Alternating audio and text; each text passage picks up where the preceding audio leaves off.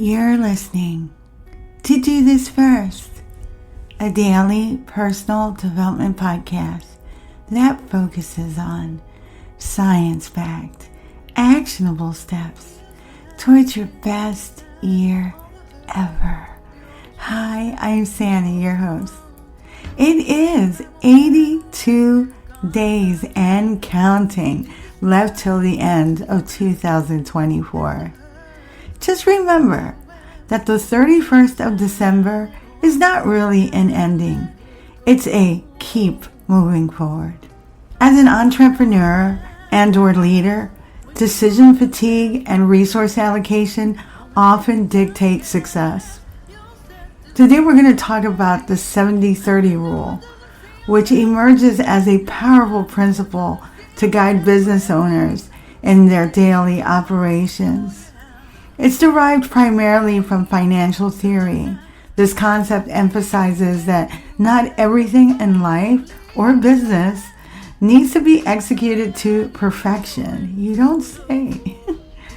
Instead, the focus should shift to finding a balance, devoting 70% of our energy to tasks that can be achieved well enough, while reserving the remaining 30% for those requiring meticulous attention. Historically, the 70-30 rule has found its footing in finance and in investment strategies, where you live off of 70% of your income and invest the remaining 30%. I've always lived by that principle. It can also represent concepts like risk management or portfolio diversification. When applied to executive and personal development, it highlights the truth about perfection.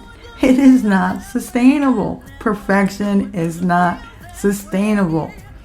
The quest for perfection at all costs can lead to stress and burnout. As entrepreneurs, we hold countless responsibilities, from brainstorming innovative ideas to managing teams to understanding what to focus on, can deeply impact our path forward. If we're being transparent, perfection is a fantasy. In many areas of our lives, even in business, chasing after flawless outcomes can significantly impede progress. Take, for instance, the conception, pun intended, and birth of an idea. It doesn't have to be flawless. It just has to be scalable or quantifiable. In stark contrast, giving birth does require a high level of precision, from the position of the baby to the mother's dilation. If you want to start a flight booking app, you don't need to have every feature perfectly executed from day one. Instead, you prioritize getting a functional prototype in the market.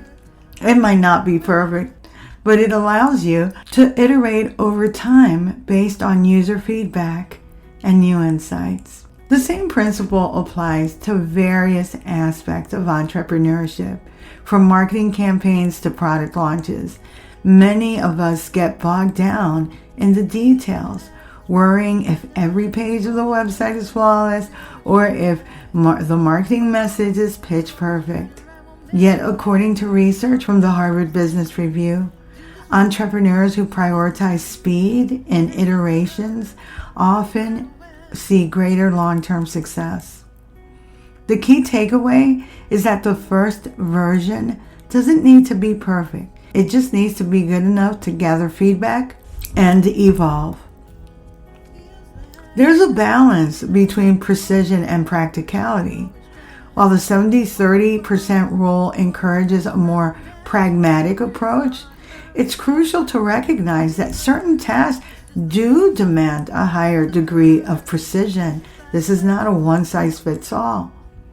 Tasks such as crafting a legally binding contract or launching a medical device or even giving a public presentation on crucial business strategies requires meticulous attention to detail. The willingness to embrace a good enough does not equate to mediocrity, but rather reflects a clear understanding of where precision is needed and where it may be safely relaxed. Identifying these distinctions is a skill that we all can develop. It may help just to ask a couple of questions like, are the consequences of imperfection detrimental here? If the answer is no, then aiming for good enough is often the most efficient path forward. Investing in strategic development. The 70-30 rule also has deep implications for executive development.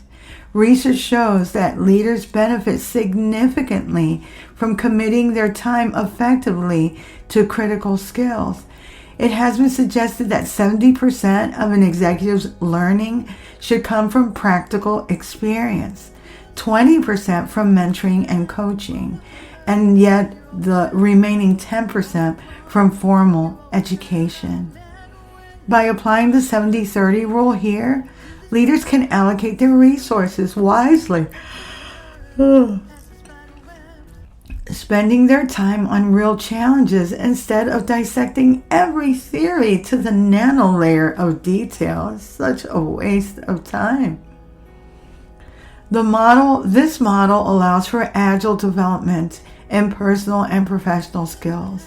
It underscores the importance of experiential learning while also nurturing relationships that provide meaningful insights and advice.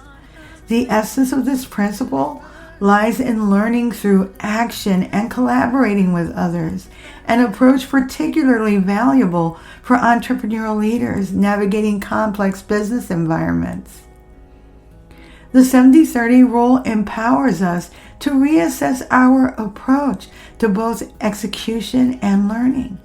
It offers a lens through which we can view our work, urging us not to fall into the trap of perfectionism that can paralyze productivity.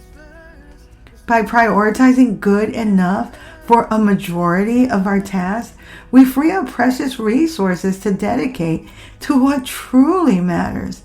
Understandably, this requires a careful analysis of what needs precision versus what does not. As we move forward, finishing strong in 2024 and beyond means redefining success.